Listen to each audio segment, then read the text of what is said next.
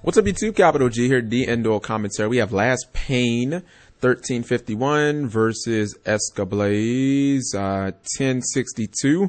This is a Burning Abyss versus, well, unknown deck at this point. Alright, so let's see.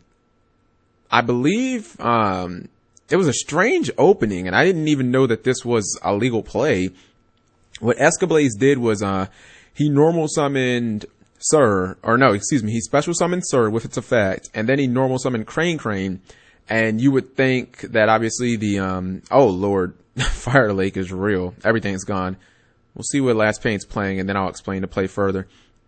It's Heroes, so at least one card will trigger, but Heroes is not a great comeback deck. Anyways, so what happens in that situation, he's saying that the second that the Crane hits the field, that Sir is already dead. Thus, it is in the graveyard and is a legal target for the Crane to get back. So go figure that shit out. I didn't know that.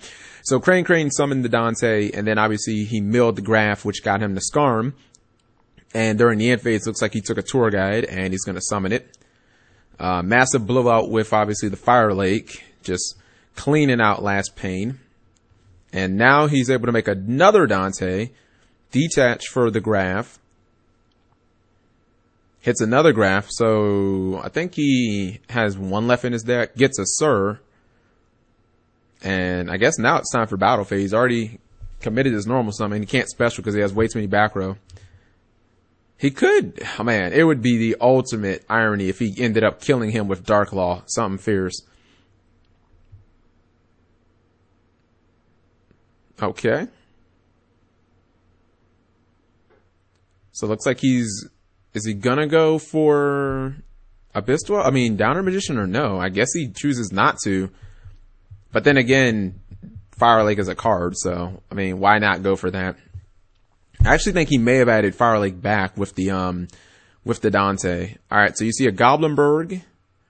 And if he has Fire Lake, I'm really not sure. Oh, never mind. I guess he doesn't even need the Fire Lake special. Looks like he just has the Vanity's Emptiness, which essentially would force out an MST if your opponent had it.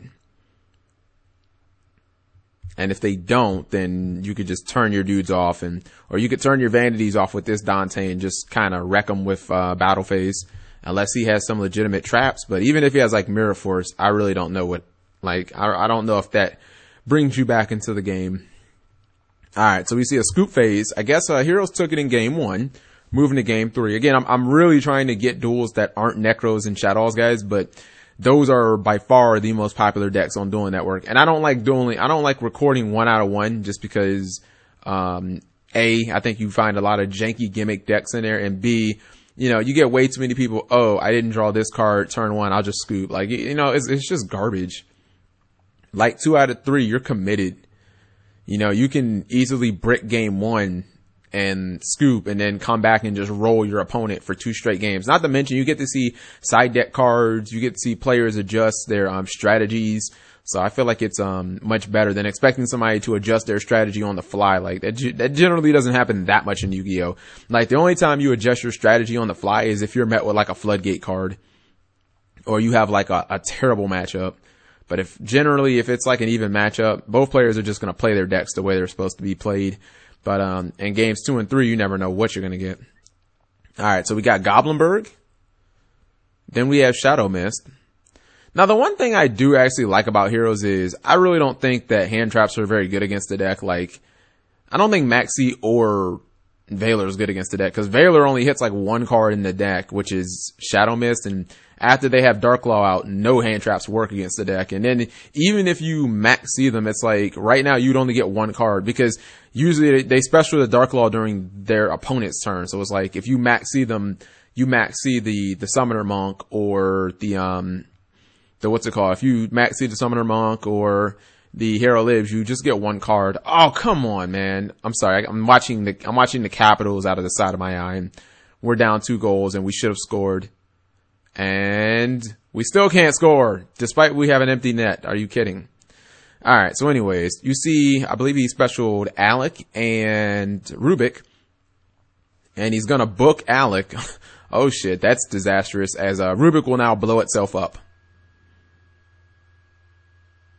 Okay, it looks like he's going to, okay, yeah, he's going to chain the mash change because clearly he does not want Rubik to be in the graveyard. He doesn't want Sir to even have, I guess he just doesn't want anything for him to be able to even get from the grave. Like if he has like, what's that card later in the game? Like Soul Charge or anything. You see Escablaze with a blind MST. I don't really, unless you have Dark Hole, like I don't really know about that. Last Pain will activate Shadow Mist and another chain. Looks like he's grabbing Bubble Man. I just wish there was something else that the deck could do with the Summoner Monks and the Goblin Burst. Like I felt like I wish they had another play.